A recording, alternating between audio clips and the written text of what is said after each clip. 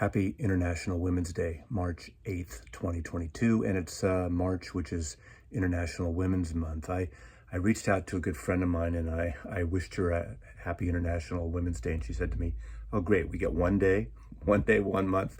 She's not wrong there. It's kind of, I don't know, ironic is the right term, but, it should be all the time, right? Like every day is Man Day. I decided for this to do a little feature, a little celebration in my way. I went through my Discogs because even though I don't have quite everything yet in Discogs, everything I get new I put in. So these are the last 10 albums by women I've purchased, new and used. Mostly new, there's a couple of used things in here. I'm just gonna go through them. Some I've showcased before, but I wanna talk a little bit about it. Now, the first one is kind of a two for two records, but I'm counting it as one. And you'll see why. And that is PJ Harvey's Let England Shake, and then the companion demo version. She's doing this reissue program over the last couple of years, and I'm a huge fan of PJ Harvey, who's sort of a post-punk, indie, folky rock. In fact, there's some things on here. Now, this will turn some people off, but I think it's an attribute, and you can tell the influence. There's some Yoko Ono influences, especially in the demo record. But this is one of my favorite records by PJ Harvey, and Let England Shake is just a great opener and song. And I love every song on here. And this is an excellent reissue series. So PJ Harvey from the UK, Let England Shake. Now, an artist that everyone should have in their collection at least one album by. This is probably not the album if you only have one, but it's an excellent record. And it's probably her last record, and that is Wanda Jackson. The female Elvis, in a way she was billed, rockabilly, sweetheart, an amazing rocker on her own terms. And she recorded this, co-produced with Joan Jett. And this is a very personal record for her, almost autobiographical. It's called Encore. Most likely it'll be her last album. She's retiring from music. And what a great, powerful, just joyous cover. Obviously an old archival photograph, but fantastic record. Wanda Jackson, one of the greats. A lot of people still don't know about her. An artist that I love tremendously, and that is Julie London.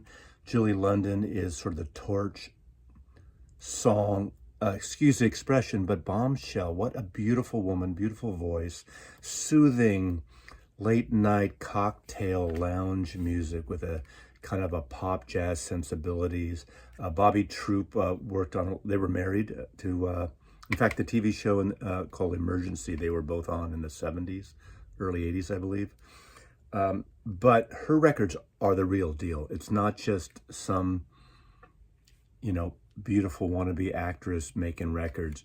These are great. She's got the smoothest, most gorgeous vocals. And what's lovely about her records, they're very minimally recorded for the most part. They're not overproduced, lush affairs. Sometimes there are 2 or 3 musicians. In this case, I believe it's Howard Roberts on guitar and Red Mitchell on bass. So it's very minimal and lovely songs. Blue Moon, Rodgers and Hart, Cole Porter song, What Is That Thing Called Love? Gershwin songs, Roger and Hart songs, Irving Berlin. I mean, the standards of the time, and just really beautiful Johnny Mercer songs as well. And this is a audiophile analog production version, double 45 RPM, and it's magnificent. These things sound so good. I don't always promote the audiophile versions, but you can find a lot of these in used bins. Her records, they tend to be chewed up, and from my point of view. So this and Latin and Satin. I mean, you can't go wrong pretty much with any of Julie London's records. And this is a lovely record. Great artist. Cat Power covers. She did an EP of covers some years ago, and this is her most recent one. I just love her sexy, sultry, and kind of raspy voice. She's very soulful, almost blue-eyed soul. My favorite album of hers still is The Greatest. I think that came out around 2006, 7, or around in that period. But this is an excellent record as well. She does, it's Chad. Chan Marshall is her real name, goes by the moniker Cat Power. She does songs by Iggy Pop. These days, the Jackson Browne song, most people probably hear. If they don't know the Jackson Browne version, you might probably know the Nico version, Nico for Velvet Underground fame. Also, Tom Rush does a beautiful, the folk singer Tom Rush, very baritone, lovely version. I Had a Dream, Joe by Nick Cave is on here, a replacement song. Here Comes a Regular. Billie Holiday closes out a song by Billie Holiday, I'll Be Seeing You. Against the Wind, Bob Seger, a Lana Del Rey song, White Mustang, Pogue song, and Frank Ocean song. And it's a lovely album. I think it's really a nice record. So that's Chan's album, Cat Power Covers. This is amongst my favorite album of the year so far. This is Amy Mann. Amy Mann, way back in the 80s, Till Tuesday, has done some collaborations with her husband, Michael Penn, yes, brother of Sean. What a great vocalist and arranger. And she's putting out her own records.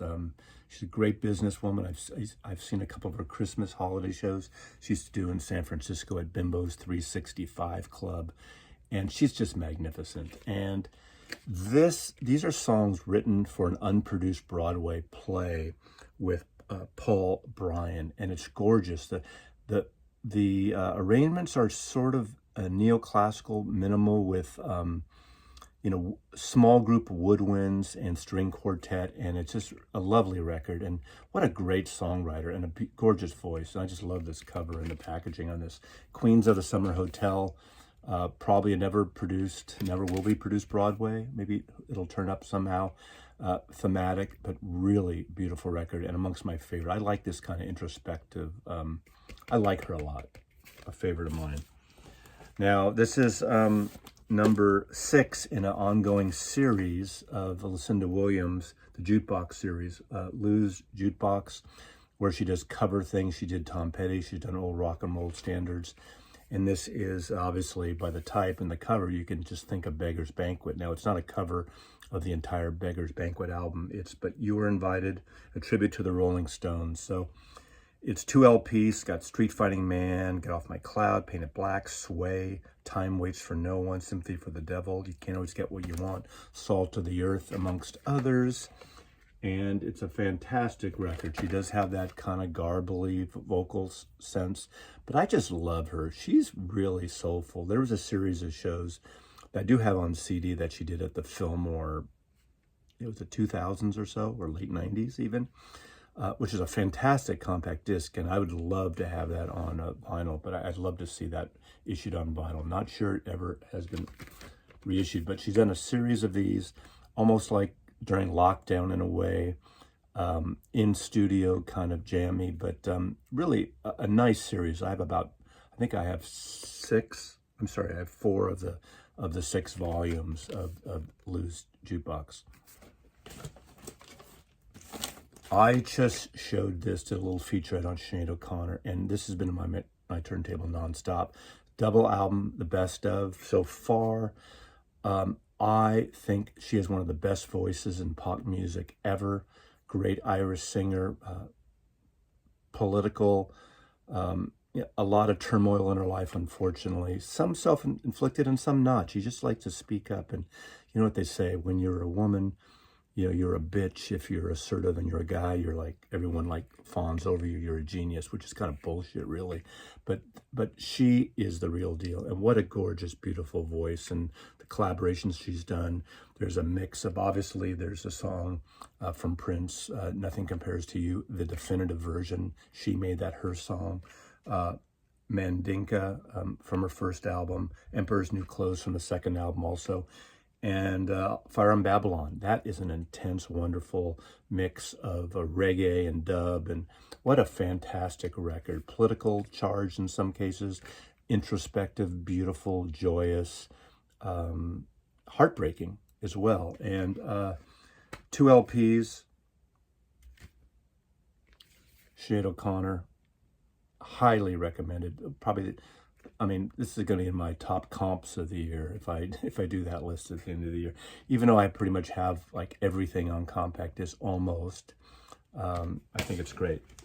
Now, here's a used record I picked up, and I never had this, and this is a part of 2 volumes. This is Tim Hart and Maddie Pryor. Now, they're both the founding members, early members of Steel Eye Span, the British folk rock group, and I never had these albums. There's 2 volumes. I only found this one. I don't have volume 2. It is a UK press. I don't recall this ever being pressed in America, but someone's going to tell me. I haven't even looked it up, so my guess is it did come out here on some level. I need to find volume 2. Pay $10 for it, but I absolutely love Maddie Pryor's voice, obviously in Steel Eye Span, and the 2 great records she did with June Tabor. There's the one that I see in used bins a lot is called Silly Sisters, and it's a June Tabor, Maddie Pryor, very, very English, traditional English, Irish folky, some a cappella, some music, a lot of jigs, Irish jigs and Scottish jigs and jigs from English jigs. Is there a thing? Is an English jig a thing? You UK people tell me. I don't even know, but you know what I'm talking about. It's a gorgeous record, and people, you know, a lot of people I try to turn on to don't like it because the cover's kind of whacked out, crazy. But the Silly Sisters, the first album, is so beautiful, and this is lovely. I want to get volume 2 now. English folk again, traditional folk, brought up to a period of time. This is not from 1976. I believe both records volumes came out that same year. But Maddie Pryor is still with us. Unfortunately, Tim Hart, I think, passed in around 2009-ish.